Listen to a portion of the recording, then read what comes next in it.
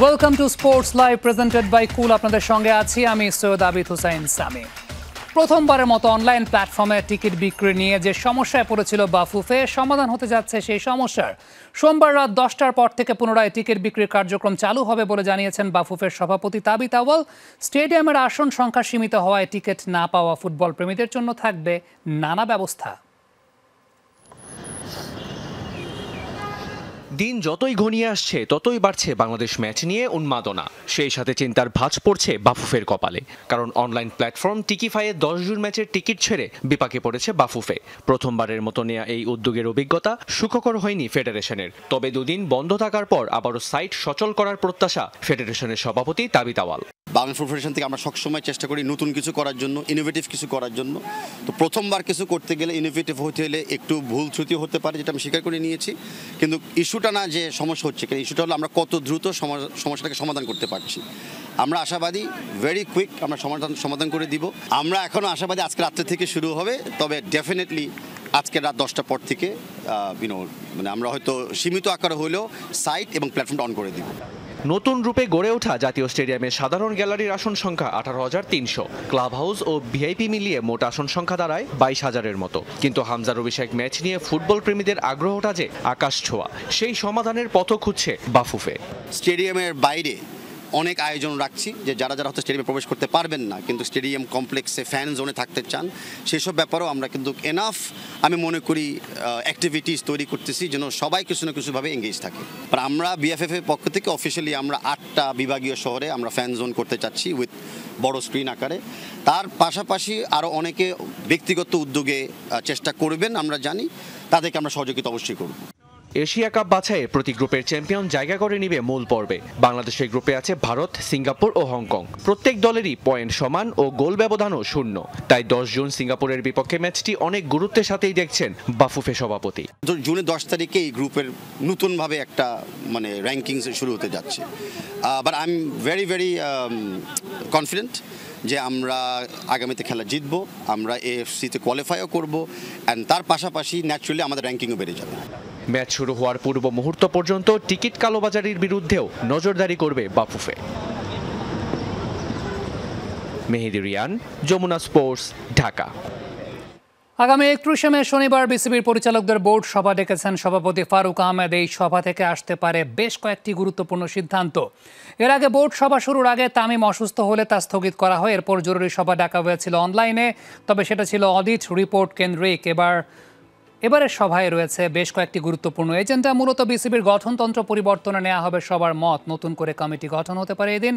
এর আগে নাজমুল আবেদিন ফাহিমের নেতৃত্বে গঠনতন্ত্র সংশোধনের কাজ শুরু হলেও ক্লাবগুলোর বাধায়তা আটকে গিয়েছিল। এছাড়াও দুর্নীতির ইস্যুতে দুদকের অনুসন্ধান নিয়ে আলোচনা হতে পারে সভাতে। তৃতীয় বিভাগ ক্রিকেট লিগে অনিয়ম করে আসা 18টি ক্লাব নিয়েও আসতে পারে সিদ্ধান্ত। সিনিয়র সহকারী কোচ মোহাম্মদ সালাউদ্দিনের চুক্তি বাড়ানোর আনুষ্ঠানিক অনুমোদন আসবে সভাতে। ওয়ানডে এবং টেস্ট ক্যাপ্টেন নির্বাচন নিয়েও সিদ্ধান্ত আসতে পারে।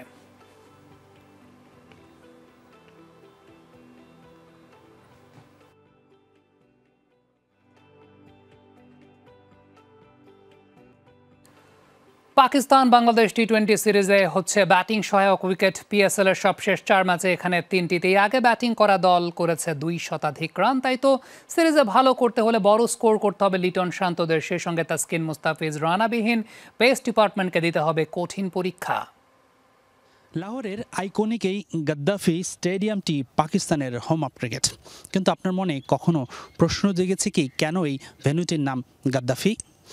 যদিও স্টেডিয়ামটি নির্মাণের শুরুতে নাম ছিল লাহোর ক্রিকেট স্টেডিয়াম, কিন্তু প্রয়াত লিবিয়ার শাসক মোহাম্মদ গাদ্দাফির নাম অনুসারে 1972 সালে তৎকালীন পাকিস্তানি প্রধানমন্ত্রী জুলফিকার আলী ভুট্টো এই স্টেডিয়ামটির নামকরণ করেন গাদ্দাফি স্টেডিয়াম নামে। 2011 সালে গাদ্দাফি মারা যাওয়ার পর পাকিস্তান ক্রিকেট বোর্ড ও পাঞ্জাব ক্রিকেট অ্যাসোসিয়েশন মাঠটির নাম পরিবর্তন করার অনুরোধ জানালেও সেটা গ্রহণ করেনি কর্তৃপক্ষ। পাকিস্তানের এই আইকনিক ভেন্যুতে বাংলাদেশ দল সবশেষ ম্যাচ খেলেছে 2023 সালে। এখন পর্যন্ত এখানে 7টি ওয়ানডে ও 2টি টি-20 খেলেছে লিটন শান্তরা, যার মধ্যে আছে কেবল 2 ওয়ানডে জয়ের কীর্তি, কিন্তু সেটাও আরব আমিরাত ও আফগানিস্তানের বিপক্ষে। 2020 সালে গাদ্দাফিতে 2 ম্যাচের টি-20 সিরিজ খেলেছিল বাংলাদেশ। সেই 2 ম্যাচেই করেছে বাজে ব্যাটিং। লাহোরের ব্যাটিং প্যারাডাইসে প্রথম ম্যাচে 142 আর দ্বিতীয় ম্যাচে মাত্র 136 রান করেছিল বাংলাদেশ। পিএসএল এর সবশেষ 4 ম্যাচের 3টিতেই এখানে আগে ব্যাটিং করা দল করেছে 2 শতাধিক রান, আর এক ইনিংসে হয়েছে 190 প্লাস স্কোর। অর্থাৎ বাংলাদেশের বিপক্ষে সিরিজেও থাকবে একই রকম ব্যাটিং সহায়ক উইকেট। সবশেষ আরব আমিরাত সিরিজে 3 ম্যাচে 162, 205 ও 191 রান করেছিল বাংলাদেশ, যার মধ্যে 2 ম্যাচেই ছিল আবার হারের লজ্জা। তাই তো পাকিস্তানের মতো শক্তিশালী দলের বিপক্ষে আরো বড় স্কোর করতে হবে ব্যাটারদের। তবে বোলারদের চ্যালেঞ্জটাই হয়তো সবচেয়ে বেশি। ব্যাটিং স্বর্গে ব্যর্থ হবার অতীত অনেক দৃষ্টান্ত আছে। শারজাতেও বিবর্ণ ছিল বোলিং আক্রমণ, সেই সাথে তাসকিন, মুস্তাফিজার, নাহিদ রানা না থাকায় পেস ডিপার্টমেন্ট শক্তি হারিয়েছে অনেকটাই। হাসিনুর রহমান, যমুনা স্পোর্টস, লাহোর, পাকিস্তান। পাকিস্তানের লাহোর থেকে সরাসরি যুক্ত হচ্ছেন আমাদের সহকর্মী হাসিনুর রহমান। হাসিনুর, আপনি যুক্ত হচ্ছেন আমাদের সঙ্গে লাহোর থেকে। প্রথম যে কোয়েশ্চেনটা আমি আপনাকে করতে চাই, আসলে সাম্প্রতিক সময়ে বিশেষ করে সংযুক্ত আরব আমিরাতের সঙ্গে যে সিরিজটা, সেই সিরিজটাতে সবচেয়ে বেশি আলোচনা হয়েছিল ডিউ ফ্যাক্টরের একটা বাজে প্রভাব, যেখানে হাত থেকে বল স্লিপ করে যাচ্ছিল, অনেক প্রবলেম দেখা যাচ্ছিল। একটু লাহোরের ডিউ কন্ডিশনটা নিয়ে একটু আমাদেরকে জানাবেন। যদিও পিএসএল আমরা দেখেছি খুব বেশি ইম্প্যাক্ট নাই, বাট আপনি কাছ থেকে দেখছেন, সেটা আসলে কতটুকু ইম্প্যাক্ট ফেলতে পারে? সামি, এই মুহূর্তে আমি তো মাঠে আছি, আমরা গ্রাউন্ডে নামবো।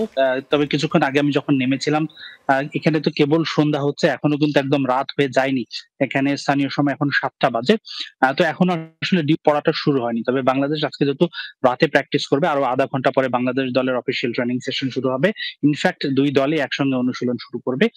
তো সেই কারণে আসলে আমার মনে তখন আসলে বোঝা যাবে আসলে ডিউ ফ্যাক্টরটা কতটুকু। তবে আমি যেহেতু একদিন আগে এসেছি পাকিস্তানে, আমি গতকালকে রাতেও বেরিয়েছিলাম, এখানে তাপমাত্রাটা কিন্তু একটু অদ্ভুত। দিনের বেলা প্রচন্ড গরম থাকে, 40 ডিগ্রি প্লাস তাপমাত্রা থাকে। তবে আপনার হিউমিড কম, আপনি ঘামবেন না।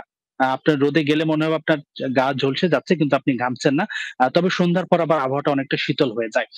তো দেখা যাক কি হয়। একটু পরে যখন প্র্যাকটিস শুরু হবে, আমরা একটু মাঠের কাছাকাছি যাওয়ার সুযোগ পাবো, তখন হয়তো বুঝতে পারবো, বা বাংলাদেশের অনুশীলন দেখেও বোঝা যাবে কতটা ডিউ ফ্যাক্টর থাকবে। তবে আমার মনে হয় না খুব বেশি ডিউ ফ্যাক্টর কাজ করবে। লাহোরের হোম ভেন্যু, যেটা আমরা এর আগে লাহোর কালান্দার্সের ম্যাচ নিয়ে যখন আলোচনা করছিলাম, এই স্পোর্টস লাইভে আলোচনা করেছে যে অনেকটা পেস ওরিয়েন্টেড, বা বোলারদের যদি কোনো কিছু থাকে সেখানে পেসাররাই আসলে অ্যাডভান্টেজটা নিতে পারেন, কারণ ব্যাটসম্যানদের জন্য একদম প্যারাডাইস, ওপেন প্যারাডাইস হয়ে যায়। সো সেই জায়গা থেকে বাংলাদেশের যে লাইন আপ, নাহিদ রানা, জান্নি, মুস্তাফিজুর রহমানের না থাকা, ডেফিনেটলি এটা তো একটা ইম্প্যাক্ট ফেলতে যাচ্ছে। অবশ্যই ইম্প্যাক্ট ফেলবে। আমাদের বোলিংটা এমনিতেই আপনি যদি দেখেন আরব আমিরাত সিরিজে ততটা ভালো হয়নি। মুস্তাফিজ থাকায় প্রথম ম্যাচে আমরা জয় পেয়েছিলাম। মুস্তাফিজ গুরুত্বপূর্ণ রোল প্লে করেছিল। এখন তো মুস্তাফিজুর রহমানও নেই, সেটা অবশ্যই আমাদের জন্য বড় ব্লো। রিশাদের না থাকা, রিশাদ হোসেন আছেন, তিনি এক্সপেরিয়েন্স লাহোরে খেলেছেন। আমার মনে হয় যে তাসকিনের পর মুস্তাফিজের না থাকার আমাদের জন্য বড় একটা ধাক্কা। নাহিদ রানা না থাকাটা আমার মনে হয় না খুব বেশি ডিসাইডিং ফ্যাক্টর হতে পারে, স্পেশালি এই ফরম্যাটটাতে। তবে এই দুজনকে বাংলাদেশ দল মিস করবে। তবে একটা বিষয়, এখানকার সাংবাদিকরা বা যারা আছেন তারা বলে থাকেন যে লাহোরের উইকেট আপনাকে ধোকা দেয় এই কারণেই যে এখানে উইকেটটা দেখতে খুব গ্রিনিশ মনে হয় একদম খুব বোলিং প্যারাডাইস হবে, ব্যাটারদের জন্য কিছু নেই। তবে বাস্তবে কিন্তু সেটা হয় না। আপনি যদি পিএসএল এর শেষ 4 অর্থাৎ এলিমিনেটর, কোয়ালিফায়ার, সেমি ফাইনাল দেখে থাকেন, তাহলে দেখবেন যে যারা আগে ব্যাটিং করেছে তারাই কিন্তু ভালো করেছে। 200 প্লাস ইনিংস হয়েছে, আমি যেটা এর আগে রিপোর্টটাতে বলেছিলাম, 3 ম্যাচে হয়েছিল 4 ম্যাচের মধ্যে। তো যতটা গ্রিনিশ মনে হয়, যতটা মনে হয় যে এটা batting paradise wicket, bowling paradise wicket হবে, আসলে কিন্তু ততটা না। ইনিশিয়ালি অবশ্যই পেসারদের একটু অ্যাডভান্টেজ থাকে, তবে আমার মনে হয় এটা ব্যাটারদের গেম, এবং টস জিতলে আমার মনে হয় এখানে ব্যাটিং করাটা খুব জরুরি। হাসানুর, আপনার একটা অবজারভেশন জানতে চাই, টি-20 ক্রিকেটে বাংলাদেশের মিডল অর্ডার ব্যাটিংয়ের ভ্যাকুয়ামের জায়গাটা নিয়ে। আমরা বিপিএল এর মঞ্চেও দেখেছি যে একদম সলিড 4 নম্বর বা 5 নম্বরে ব্যাটিং করাটা বিদেশিরাই আসলে ম্যাক্সিমাম ক্ষেত্রে করেছেন। দেশীয় ব্যাটারদের মধ্যে কাজী নুরুল হাসান সোহান বা ইয়াসির রাব্বিদেরকে আমরা দেখেছি সলিড মিডল অর্ডারে ব্যাটিং করতে। মিরাজকে নিয়ে অনেকে কথা বলছেন, বাট মিরাজের পারফরমেন্সটা কিন্তু বিপিএল এ ছিল টপ অর্ডারে, not in the middle order. So এই জায়গাটা অনেক বড় একটা ভ্যাকুয়াম দেখেন কিনা, বা একটা অনেক বড় শুভঙ্করের ফাঁকি দেখেন কিনা? কারণ অনেকে মিরাজকে হয়তো বা মিডল অর্ডারের ব্যাটিংয়ে চিন্তা করছে, বাট মিরাজ কিন্তু পরীক্ষিত সফল বিপিএল এ টপ অর্ডারে ব্যাটিং করে, not in the middle order. আমি আপনার সাথে পুরোপুরি একমত। ইনফ্যাক্ট সৌম্য সরকার ইনজুরিতে পড়াতে কিছুটা মুখ রক্ষা হয়েছে হয়তো নির্বাচকদের। আমি জানি না একটা স্কোয়াডে কিভাবে ৫ জন ওপেনার থাকে। আপনি ৫ জন ওপেনার আছে, আপনার ৫ জন বোলার আছে, পেসার আছে ৫ জন। ৫ জন ছিল আরকি, যে দলটা ছিল ইনিশিয়ালি। ১০ জন হয়ে গেল আপনার পেসার এবং ওপেনার মিলে। আপনার স্পিনার ছিল আরো ২-৩ জন। অর্থাৎ মিডল অর্ডার ব্যাটারে আপনার কোনো বিকল্প নেই। আপনি যাদেরকে খেলাচ্ছেন, জাকির আলী অনেক কিংবা শামীম পাটোয়ারি। শামীম পাটোয়ারি যেমন ইউএস সিরিজে ক্লিক করেনি। আপনি চাইলে যে আরেকজনকে খেলাবেন, আপনার সেই সুযোগটা নেই। আপনি দেখেন যে শেখ মেহেদীকে টপ অর্ডারে উপরে মিডলে, টপ অফ দ্য মিডল খেলাতে হচ্ছে। আমাদের অপশনে আমার মনে হয় নির্বাচকরা খুবই নির্বুদ্ধিতার পরিচয় দিয়েছে। আমি একটু কথাটা হয়তো একটু রূঢ় ভাবে বলে ফেললাম, কিন্তু আমার মনে হয় যে আপনি যেই নামগুলো বললেন, নুরুল হাসান সোহান বিপিএল এ ভালো পারফরমেন্স করেছে, ইয়াসির রাব্বি বিপিএল এ ভালো পারফরমেন্স করেছে মিডল অর্ডারে। আপনি তাহলে আপনার কাছে বিপিএল যদি মানদণ্ড না হয়, তাহলে আপনি কিসের বিচারে, কিসের চিন্তা করে আপনি স্কোয়াড গঠন করছেন? আমার কাছে বিষয়টা হাস্যকর। ঠিক যেভাবে মিরাজকে দল থেকে, স্কোয়াড থেকে বাদ দেওয়াটা হাস্যকর ছিল, আমার কাছে এটাই মনে হয় যে নির্বাচকরা আমার মনে হয় খুব বড় একটা ভুল করে ফেলেছেন। তাদের অবশ্যই মিডল অর্ডারে আরো ব্যাকআপ রাখা প্রয়োজন ছিল। হাসানুর, অসংখ্য ধন্যবাদ আমাদের সঙ্গে যুক্ত হওয়ার জন্য, এবং আশা করছি যে ডেফিনেটলি আপনারা যখন মাঠে প্রবেশ করবেন, ডিউ ফ্যাক্টরের ইম্প্যাক্টের ব্যাপারটা আমরা হয়তো পরবর্তী বুলেটিনগুলোতে সেই আপডেটগুলো পেয়ে যাবো। অসংখ্য ধন্যবাদ আমাদের সঙ্গে যুক্ত হওয়ার জন্য। ক্রিকেটে বাজে সময় গেলেও এখান থেকে শুধু উন্নতি হবে, আর এই সময়ে খারাপ ফলের দায় কোচ নয় ক্রিকেটারদের দিয়েছেন ইফতেখার রহমান মিঠু। সময় দিলে এই নতুন দল থেকে ভালো কিছুর প্রত্যাশা বিসিবি পরিচালকের। সাকিব আল হাসানকে নিয়ে বললেন, এই অলরাউন্ডার বিবেচনার বাইরে নয়, বিসিবির পরিকল্পনা এখনও আছেন তিনি। খুব একটা ভালো সময়ের মধ্য দিয়ে যাচ্ছে না দেশের ক্রিকেট। আরব আমিরাতের কাছে সিরিজ হারের পর টাইগারদের পরবর্তী মিশন পাকিস্তান। ৩ ম্যাচের টি-20 সিরিজ খেলতে সেখানে এখন অবস্থান করছে বাংলাদেশ দল। একদিকে ক্রিকেটে ভরাডুবি, তো আরেকদিকে ফুটবলে এসেছে জোয়ার। তবে দুই খেলার মধ্যে যেমন পারস্পরিক প্রতিদ্বন্দ্বিতা নেই, তেমনি এমন অবস্থা থেকে ক্রিকেটে শুধুই উন্নতি হবে বললেন ইফতেখার রহমান মিঠু। বাংলাদেশ টিমের পারফরমেন্স একটা বড় ইস্যু, যে আপনার পপুলারিটির জন্যে। সো রাইট নাও যেটা আপনাদের বুঝতে হবে, যে আমাদের একটা নতুন টিম, আমাদের যে 4 জন ভেরি সিনিয়র প্লেয়ার চলে যাওয়ার পর একটা ভ্যাকিউম হয়েছে। কিন্তু আমার মনে হয় যে এটা আমরা যে লেভেলে আছি, এখান থেকে খালি উন্নতিই হবে। ফুটবলের কথা বলেন যে টু আসলে কোনোটার সাথে কোনোটা কম্পেয়ার করা যায় না। সহকারী কোচ হিসেবে মোহাম্মদ সালাউদ্দিনকে নিয়োগ দেওয়া হলেও আসেনি প্রত্যাশিত ফলাফল। তবে বিসিবির এই পরিচালকের বিশ্বাস, সময় দিলে নতুন এই দল করে দেখাবে ভালো কিছু। মাঠে গিয়ে খেলে খেলোয়াড়রা, তো কোচ আপনাকে শেখাতে পারবে। এটা অ্যাকচুয়ালি খুবই কম সময়, আমরা যে আমাদের কারো এটা দোষারোপ করার কিছু নেই। একটা নতুন ইউনিট দেখেন, যে হেড কোচ বলেন, সালাউদ্দিন বলেন, আর যারা আছে, এটা নিউ ইউনিট। আমাদের টাইম একটু দিলেই বোঝা যাবে যে তারা কেমন পারফর্ম করছে। বোলিং অ্যাকশন সূত্রে পিএসএল দিয়ে আবারও ক্রিকেটে ফিরেছেন সাকিব আল হাসান। জাতীয় দলের বিবেচনায় এখনও সাকিব আছেন কিনা এমন প্রসঙ্গেও ইতিবাচক উত্তর দেন বিসিবির এই পরিচালক। সাকিব তো this is the first tournament খেললো আফটার রেকটিফিকেশন। সো এটা সামনে দেখার ব্যাপার, যে but he is a world class player. Any টিমের জন্য সে কিন্তু একটা অ্যাসেট। সো সুতরাং ডেফিনেটলি আমাদের selectors and team management is always তার কনসিডারেশনে থাকে। 2টো ম্যাচ খেললো, আরও কয়েকটা ম্যাচ খেলতে দেয়। হাসান আল মারুফ, যমুনা স্পোর্টস, ঢাকা। 24 ঘন্টার অবিশ্বাস্য যাত্রা শেষে দুর্দান্ত ব্যাটিংয়ে পিএসএল এ লাহোরকে চ্যাম্পিয়ন করেছেন সিকান্দার রাজা। ইংল্যান্ডের বিপক্ষে টেস্ট ম্যাচ হারের পর নটিংহামে ডিনার করে রওনা হন পাকিস্তানের উদ্দেশ্যে। তাকে নিয়ে অনিশ্চয়তায় থেকে দুটি টিম শিটও করে ফেলেছিল টিম ম্যানেজমেন্ট। তবে দুবাইতে ব্রেকফাস্ট আর লাঞ্চ শেষ করে লাহোরে পৌঁছান টস হওয়ার 10 মিনিট আগে। 7 বলে অপরাজিত 22 রানে দলকে উপহার দেন পিএসএল শিরোপা। কথায় আছে, যা হয় তা নাকি ভালোর জন্যই হয়। ইংল্যান্ডের বিপক্ষে একমাত্র টেস্টে 1 ইনিংস ও 45 রানের ব্যবধানে হারল জিম্বাবুয়ে। যে ম্যাচ শেষ হওয়ার কথা ছিল 4 দিনে, তা শেষ হলো 3য় দিন পার হওয়ার আগেই। আর তাতেই যেন কপাল খুলল পাকিস্তান সুপার লিগের দল লাহোর কালান্দার্সের।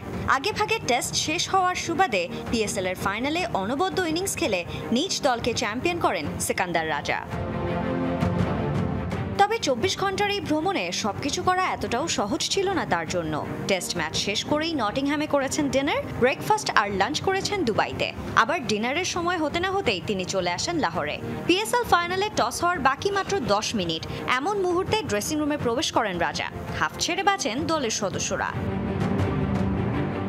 রাজা ম্যাচ ধরতে পারবেন কিনা এই নিয়ে দ্বিধায় পড়েছিলেন টিম ম্যানেজমেন্ট। তাই তো প্ল্যান বির ব্যবস্থাও রেখেছিল তারা, অর্থাৎ দুটি টিম শিট তৈরি করে ম্যানেজমেন্ট। একটিতে ছিলেন রাজা আর অন্যটিতে ছিল সাকিব আল হাসানের নাম। তবে শেষ পর্যন্ত ঠিক সময়েই পৌঁছান রাজা, কারণ সেদিন সময় আর দিন দুটোই ছিল এই অলরাউন্ডারের। আসসালামু আলাইকুম। বিমানের ক্লান্তি ভুলে মাঠে নামেন নতুন উদ্যমে। 7 বলের ঝড়ো ইনিংসে অপরাজিত 22 রান করে চ্যাম্পিয়ন করেন লাহোরকে।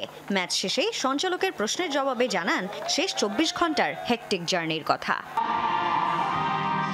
সদ্য সমাপ্ত পিএসএল এ শুরু থেকেই লাহোরের হয়ে খেলছিলেন রাজা। ভারত পাকিস্তান যুদ্ধের জেরে টুর্নামেন্ট স্থগিত হলে ফিরে যান এই অলরাউন্ডার। ট্রেন্ট ব্রিজে ইংল্যান্ডের বিপক্ষে জিম্বাবুয়ের টেস্ট শুরুর 4 দিন আগে আবারও শুরু হয় পিএসএল। ইংল্যান্ড থেকে পাকিস্তান ফিরে প্রাথমিক পর্বে লাহোরের শেষ ম্যাচ খেলেন এই অলরাউন্ডার। দলকে প্লে অফে উঠিয়ে আবারও ফিরে যান ইংল্যান্ডে। জিম্বাবুয়ের হয়ে একমাত্র টেস্ট খেলে আবারও সিকান্দার রাজা ফেরেন লাহোরে। সাঞ্জনা আইভি, যমুনা স্পোর্টস। একটা স্ট্র্যাটেজিক টাইম আউটের সময় হয়েছে, স্টে টিউনড। পর্দা নামলো বিহা চ্যাম্পিয়ন্স লিগ 2025-এর দেশের খ্যাতনামা 20 হোটেলের অংশগ্রহণে দ্বিতীয়বারের মতো অনুষ্ঠিত হয়েছে এই টুর্নামেন্ট। সোমবার ফাইনালে শেরাটন ঢাকাকে 20 রানে হারিয়ে শিরোপা জিতে দ্য ওয়েস্ট ইন্ড ঢাকা। পুরস্কার এবং সম্মাননা প্রদান করা হয় ক্রিকেটার সহ সেরা পারফর্মারদের। টুর্নামেন্টের মিডিয়া পার্টনার ছিল যমুনা টেলিভিশন। 20 দলের অংশগ্রহণে অনুষ্ঠিত হলো বিহা চ্যাম্পিয়ন্স লিগ 2025। দেশের বিখ্যাত সব হোটেল নিয়ে 8ই মে পর্দা ওঠে টুর্নামেন্টের, যেখানে সোমবার ফাইনালে শেরাটন ঢাকাকে 20 রানে হারিয়ে শিরোপা জেতে দ্য ওয়েস্ট ইন্ড ঢাকা। টস জিতে ব্যাটিংয়ে নেমে নির্ধারিত 20 ওভারে 9 উইকেটে 193 রান সংগ্রহ করে ওয়েস্ট ইন্ড ঢাকা। জবাবে ব্যাট করতে নেমে 7 বল বাকি থাকতেই 173 রানেই গুড়িয়ে যায় শেরাটন ঢাকা। দারুণ এক জয়ে উল্লাসে মাতে ওয়েস্ট ইন্ড ঢাকার ক্রিকেটাররা। আতিথেয়তার মাঠে ক্রিকেটের মহোৎসব, এই প্রতিপাদ্যকে সামনে রেখে অনুষ্ঠিত হয় বাংলাদেশ ইন্টারন্যাশনাল হোটেল অ্যাসোসিয়েশন বিহা চ্যাম্পিয়ন্স লিগ 2025। টুর্নামেন্টে মিডিয়া পার্টনার হিসেবে ছিল Jamuna television. I would like to congratulate West Indian team. They really shown their performance. At the end of the day, the run rate was also very good. And এটি আমি বলতে চাই যে আমরা যেন সামনের বছর আরও এরকম স্পোর্টস করতে পারি, আরও অন্য কিছু করতে পারি, এটাই সবার কাছে আমি দোয়া চাচ্ছি। ম্যাচ শেষে সবার হাতে তুলে দেওয়া হয় পুরস্কার ও সম্মাননা। উপস্থিত ছিলেন বিসিবি পরিচালক ইফতিকার রহমান মিঠু। 18 দিনের টুর্নামেন্টে গুলশান ইউথ ক্লাব মাঠে অনুষ্ঠিত হয় মোট 46টি ম্যাচ। দ্বিতীয়বারের মতো সফলভাবেই আয়োজন করা হলো এই টুর্নামেন্টের। হাসান আল মারুফ, যমুনা স্পোর্টস, ঢাকা।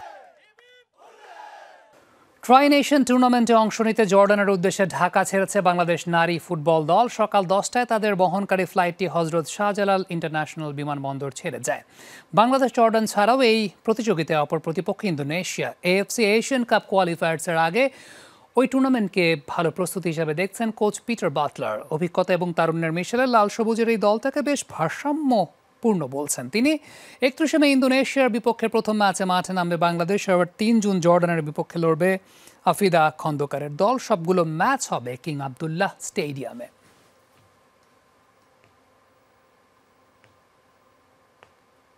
এই ছিল আজকের স্পোর্টস লাইভ। এতক্ষণ আমাদের সঙ্গে থাকার জন্য সবাইকে ধন্যবাদ।